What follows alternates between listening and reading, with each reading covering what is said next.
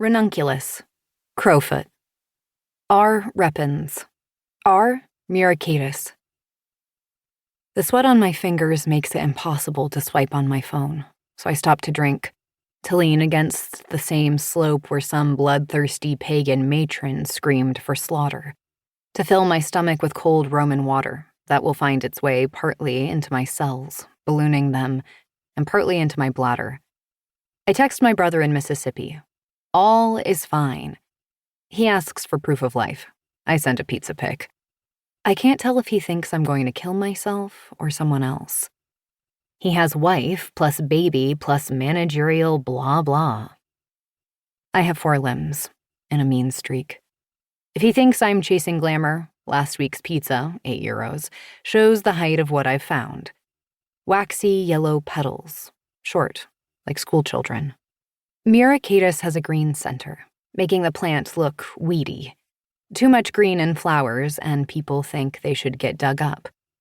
I wipe my phone on my thigh and capture this specimen for my advisor. It'll live forever in my camera roll, with several thousand other meaningless digital thumbnails. My face, sunset, plant, dinner, my face, plant, street art, plant, my face. A puny record compared to the old herbals, when leaves were stroked in ink on vellum. Deakin's 1855 Flora of the Colosseum of Rome, which I'm tasked with replicating or responding to, had blooming color plates.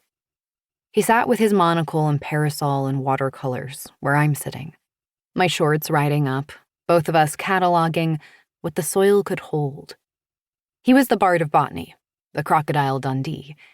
He rubbed ranunculus sap on his skin to see if it was poison and induced inflammation, and at length ulceration. I shouldn't admit that I only signed up to catalog this colossus because suffering with purpose is better than just suffering. But there are many roads to Rome. My dead mother grew buttercups. She pinched them off their stems and plated them for fairies. We didn't know they were toxic. We murdered a generation of elves. Delphinium peregrinum, broad-leafed larkspur. The flowers shoot out on racemes like comets, like columbines, like dolphins. Delphis.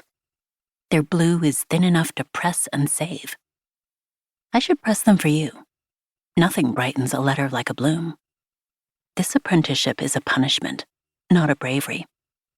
I've misbehaved. You, who carry the record of my truancies, must feel no surprise.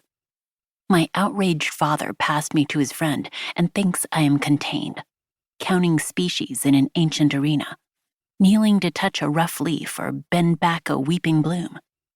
A woman left alone in public. The safest place is where all can see.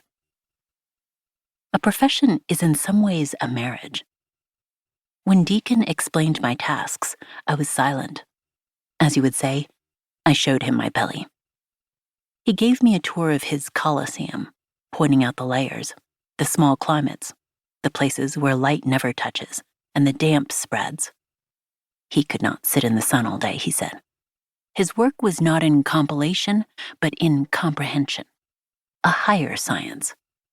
There is no room for trouble here, he said. He meant this as a protection, or a threat.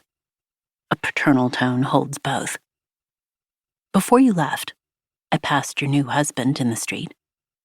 His eye was blackened from a fight, a smear of tomato on his shirt.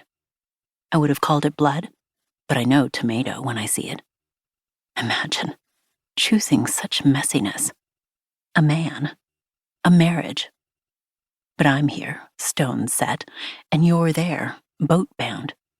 Both of us, watching for dolphins. 2. Malvaceae. Malva, mallow. M. sylvestris, M. rotundifolia. Counting calyx, counting cleft, counting carpels. The British call it cheeses. Look, Maud, a bank of cheeses, which makes me want to cram the purple bundles in my mouth.